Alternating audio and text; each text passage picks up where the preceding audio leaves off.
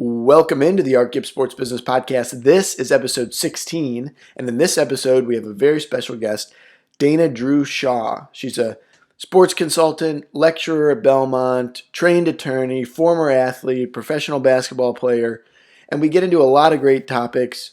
We talk about COVID, how it affects sports, how it affects the NCAA.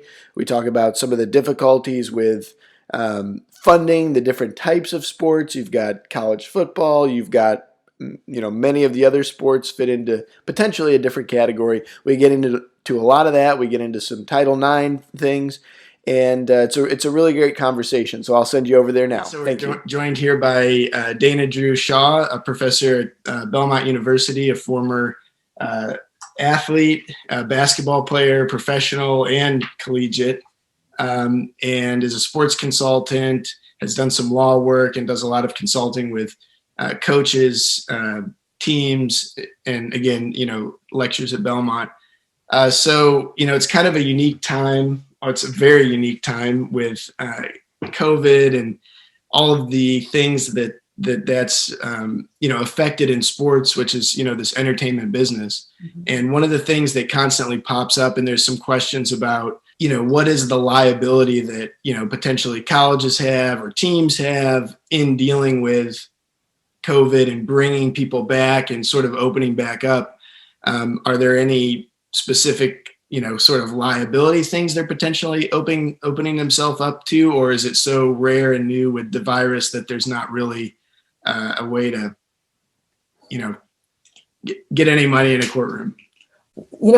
First of all, Curtis, thank you so much for having me today and just being open to having a dialogue about what's going on in the sport world right now. And as you started off, just addressing and hitting it head on is COVID. And probably the biggest concern is liability. And I really wish that we could record a follow-up session 5 years from now, because then we can see if anything we talk about actually even plays out, because right now it feels like we're pulling from the air to find answers. But one thing I do know is that liability is always on the minds of people that work within the sports industry, whether that's athletes' well-being, whether that's protecting fans, whether that's being in breach of contract.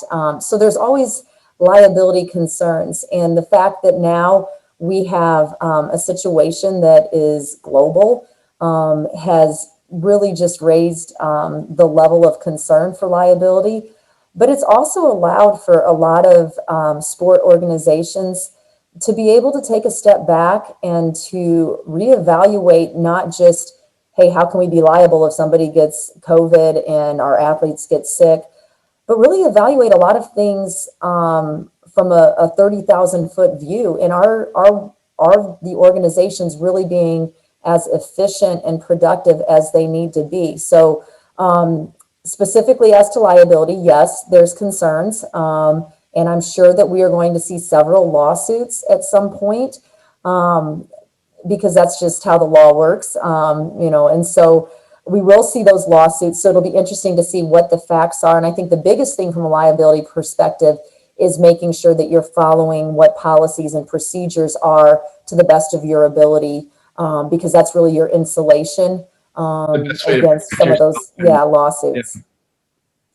Yeah. And so what are some of those like creative or positive, like 30,000-foot changes? Have you seen any of that in your consulting or teaching, or any examples that you've come across in all of this? Yeah, absolutely. So again, I think it varies as to what level we're talking about. So obviously, pro sports have had to pivot just the way that they deliver their product, going to the bubble like the NBA and the WNBA have. MLB now having no fans. That might be one of the strangest things, is watching a baseball game right now. And then you have football that's opening up to the public, but doing it in a very limited and strategic way. So I think it's been really cool to see the pro leagues kind of take the lead in how to navigate this.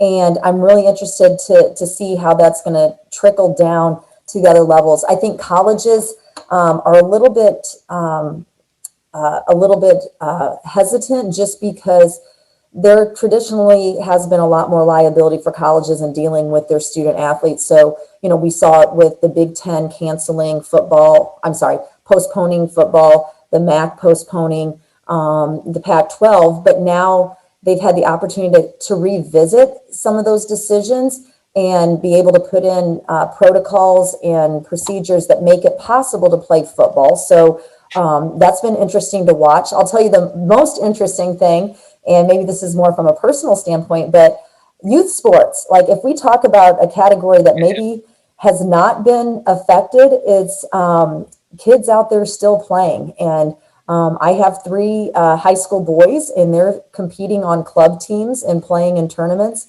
My cousin has 2 boys that both play soccer, and they're out every weekend training and playing against other teams. I know baseball and softball had tournaments all throughout the summer. And so, sports, it kind of transcends a lot of different things. And I think that it's just really interesting that the youth level, there's not so much concern about the liability because those athletes of that age are still under their parents' umbrella, whereas colleges are responsible for the well-being, and then obviously pro is trying to set the standard for us all. Sure, yeah.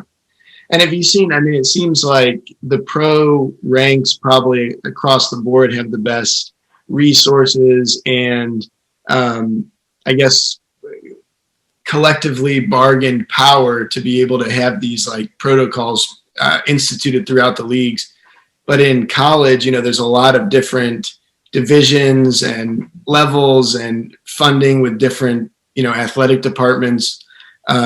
Is that something that, has put a strain on some of the smaller schools or just sort of forced them to cancel, or have there been some of those kind of, maybe the Power 5 football kind of separating a little bit from the other sports, or some of the, just the schools in the Power 5 conferences being able to kind of proceed with sports and then some of the other ones not being able to, or the Division III and those kind of schools viewing that maybe they have, less liability or something and are able to continue on without potentially monitoring all those protocols at the same level? Have you seen any of that? Yeah, I think that's a great question. And I like the fact that you're looking specifically at collegiate sports. And let's just kind of maybe house this conversation as college athletics. And we have different levels, different divisions. So each one will take a different approach, most likely. I think where a lot of the focus lands, though, is obviously on Division I. And then once we start looking at the Power 5 schools, how are they going to respond and what are they going to do? Because they really are at a different level when it comes to resources and being in a financial position to sustain, maybe a little bit longer than some other schools that are strapped financially, whose athletic departments normally, run behind budget and struggle a little bit more. And so that's why when I opened up and I said, hey, I think this is a great time of opportunity, I truly believe that. I think that right now is a unique time for just the NCAA model to be re-examined. And we've got a lot going on in college sports right now. So it's not just COVID, but we've also had all of this name, image, and likeness litigation and also legislation. So if you're tracking with that, California last year passed a bill, Florida's passed a bill, New Jersey's passed a bill, or in the process of passing. So we have a lot of discussion and dialogue centered around name, image, and likeness as well. So it aligns with this whole financial discussion that we're having. And so from a business approach, it really is a great opportunity to step back and look at the model of collegiate sports and how is it sustainable and where do there need to be revisions.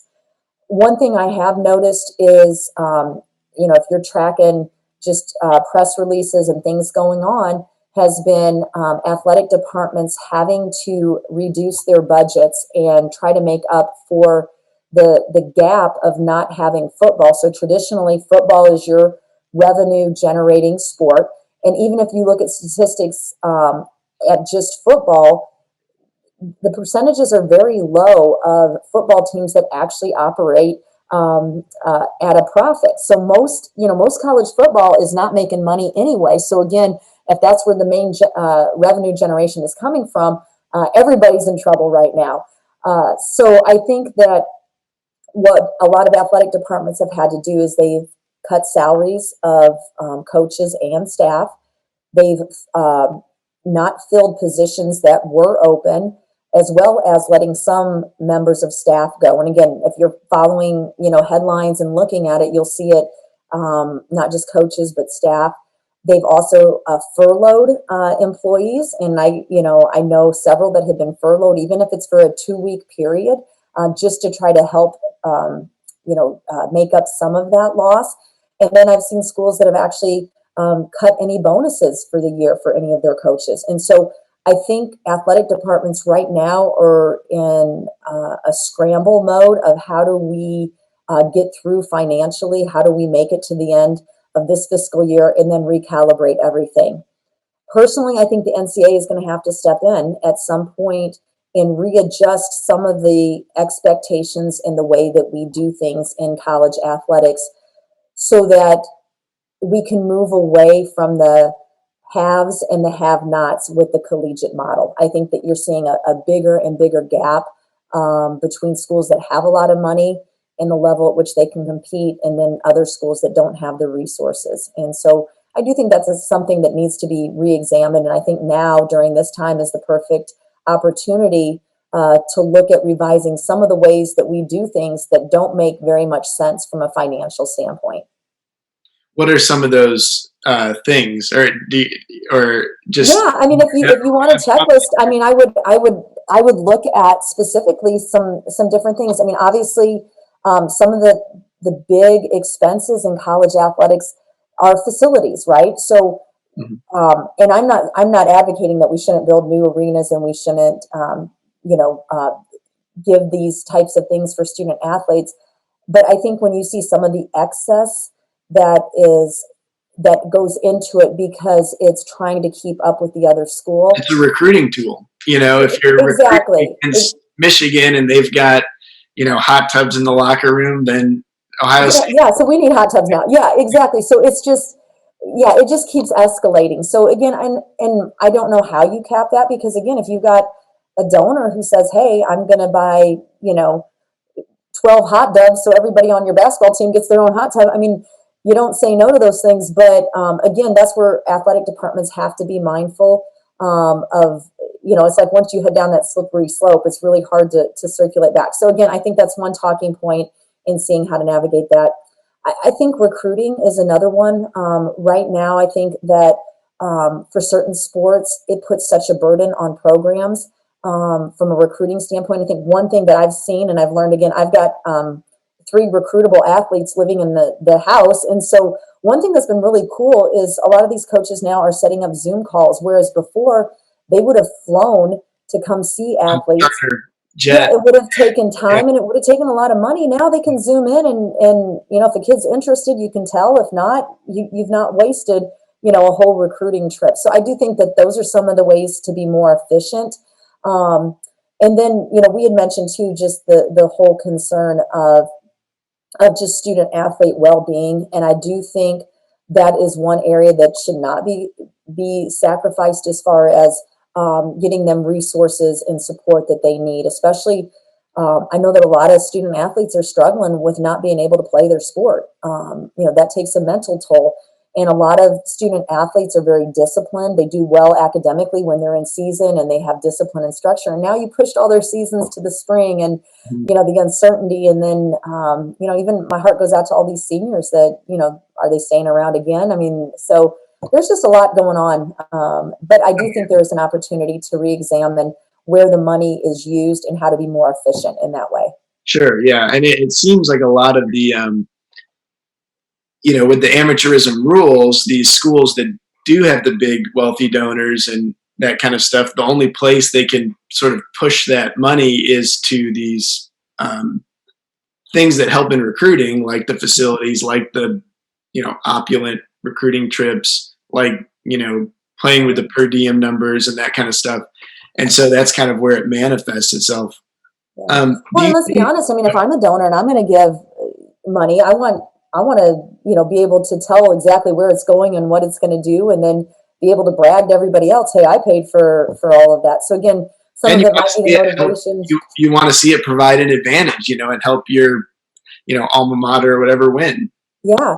And that's where I think there are some really good athletic departments and athletic directors that are locked into fundraising, but also to making sure that they're navigating all those funding and allocating it in the right way. And again, we had talked prior to jumping onto this podcast about just Title IX and how does that factor. And probably in my experience working with colleges, the number one question I get is fundraising. And when a donor wants to give, $1 million for a new baseball field and scoreboard, how do we accept that when our softball team has, the flip cards and no dugouts or no batting cages or something? So that is something that always factors into donors and the facilities and what that looks like. And so athletic directors have to be very in tune to what Title IX says and how they can approach those donations, and also to how they can allocate that money.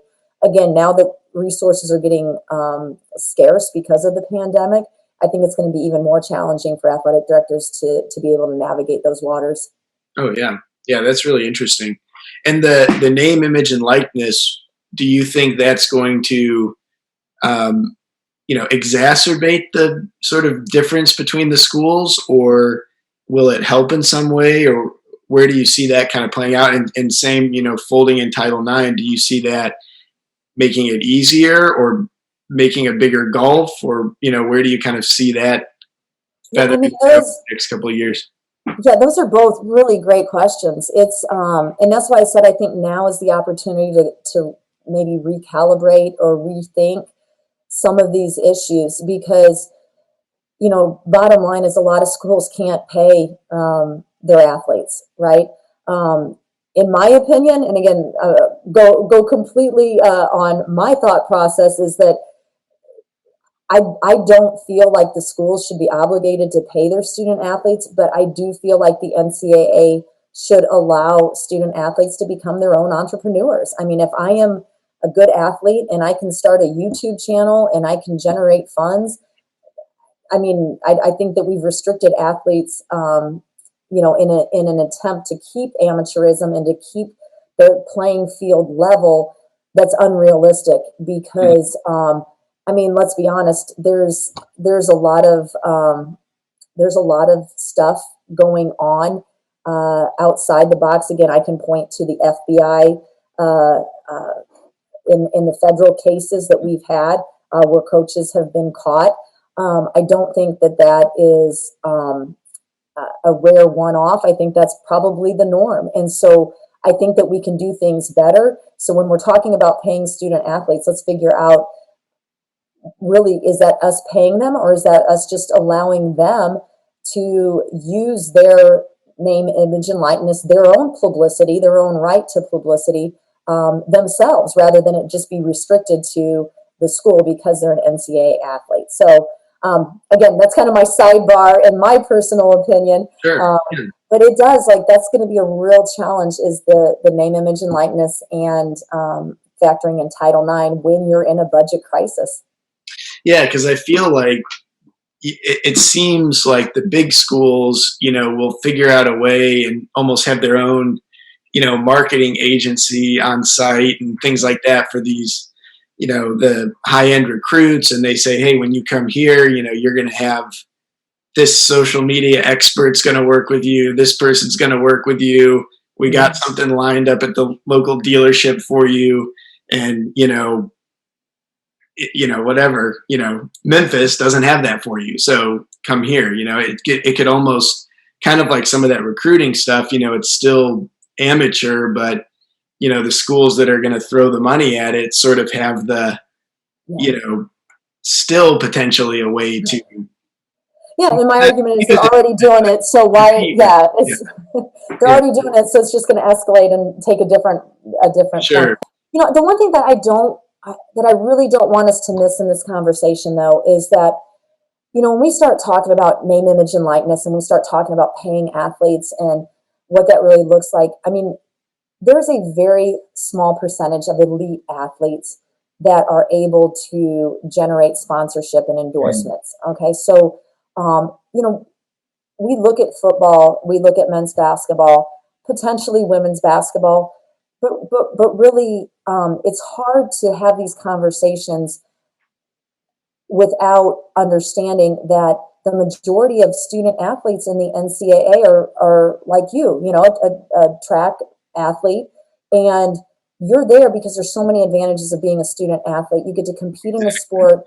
Yeah, it really is. College athletics is amazing. I mean, the lessons it teaches, it's so good. So when we start having these conversations, it's really hard because I think we miss out on talking about the hundreds of thousands of student athletes that really fit the NCAA model. We always just want to jump to football and how we better be playing, these players, or we jump to basketball where you have a Zion who's marketable no matter what. But there's only one Zion, right? I mean, so we get so upset about all these paying people for publicity when really, if we could move past that and just talk about who it really applies to, I think we could come up with a very amenable solution. Oh yeah, and it probably is only 10 people a year or something like that, and they're probably paid already. So exactly. But again, the way that it's set up now, though, like let's say for you, for example, you're a good runner. Maybe you want to promote something that has to do. Maybe you come up with a great training regimen, and you want to share that, and you want to do that through YouTube or through your podcast, right? And you're a college athlete. It's a great opportunity for you to be able to build a brand, maybe make some money, be an entrepreneur, but yet we've limited you because you're a student athlete and you fall under NCAA rules. So I do think there is an opportunity to do better just because we live in a different age now with technology and people being able to brand themselves and make money. I mean, whoever would have thought you could be a YouTube star and make a living off of that? So again, I just think that the NCAA model needs to be updated and it needs to evolve with how society is evolving. Sure. Yeah. And so you think that really kind of centers on that, the amateurism and the name, image, and likeness usage by the majority of the athletes. And then would you kind of almost make separate rules for like a college football, or would it still all be under the NCAA umbrella, or would honestly, that is a great question. Yeah, that is a great question. It's probably the multi-million-dollar question to ask. My thought is that we really need to have discussions, and I think now is timely because, again, going back to what we said at the beginning of the podcast, athletic departments are strapped right now. So what does that look like for schools that already were struggling financially? So I think to answer that question, now is the time for dialogue and to try to figure that out, because the gap will continue to get bigger and bigger, I think, coming out of COVID. So I do think it's a relevant conversation. I wish I had the answers. I know there's a lot of smart people out there that are talking about this. So it would be nice that they seize this opportunity of having seasons postponed, having to redo championships, to really rethink what it looks like to be a student athlete and how the collegiate model can maybe fit a little bit better, especially in light of the name, image, and likeness that's coming up. Yeah. Yeah, no, that's great. I mean, it's a kind of a continuing conversation, and even how that fits in with, the academics at school, with so many, students being virtual, and, almost the whole college model is being challenged in some ways, even, not just the sports. Yeah. No, higher education definitely is transforming. The fact that we can meet virtually and do breakout rooms and polls, and I think that the students in this generation are fine with it. I have the students that I teach, it's been amazing. They're so comfortable jumping on Zoom meetings, engaging via computer and camera. I think I was much more nervous and hesitant going into this semester. My students have made this a lot easier on me because they are so comfortable in this platform. So again, as the sport world digest that, I think that there's going to be changes, and I think that is going to be the same thing in higher education as well. Oh yeah. So going forward, do you feel positively? You think the opportunity will be seized by all that's happening, and we'll emerge with a better, more balanced model, or where do you see that going? You know what, I would be very disappointed if we don't seize this opportunity, I guess, to say it that way.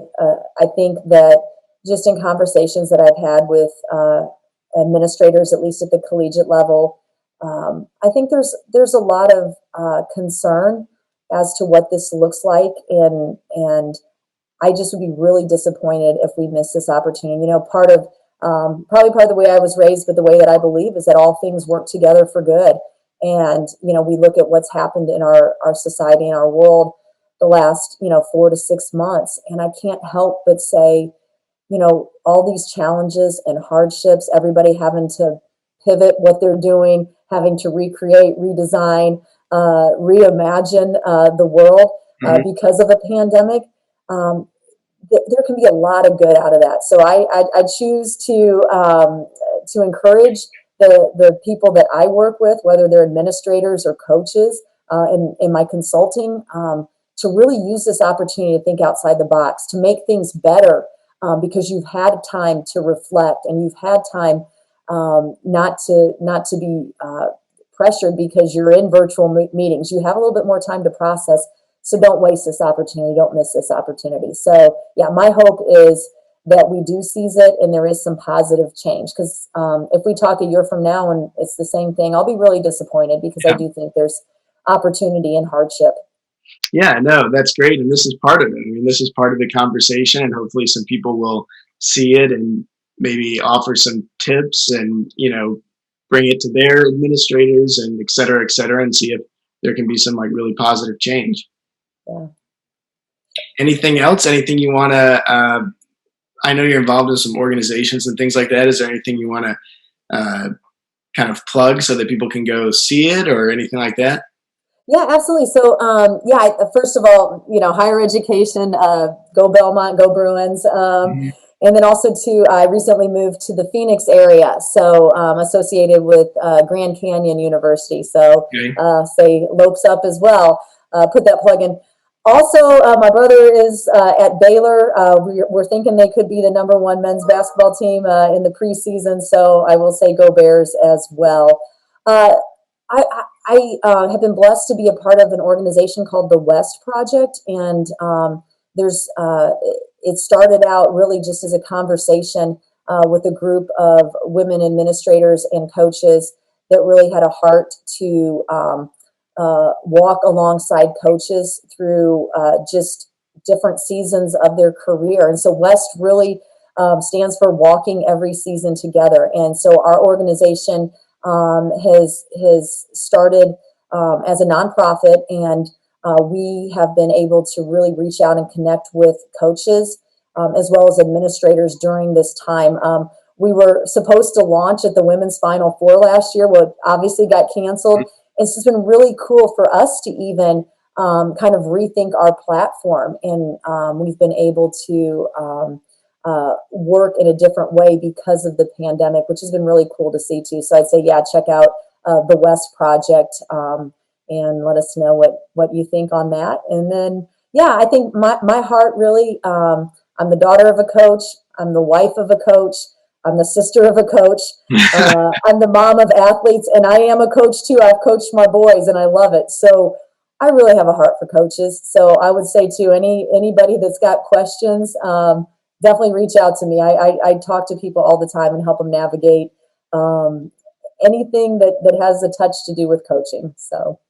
Well, great. Well, thank you for coming on, and you're welcome back anytime. And we appreciate the conversation, and maybe, it'll spark some interest and people will make some changes.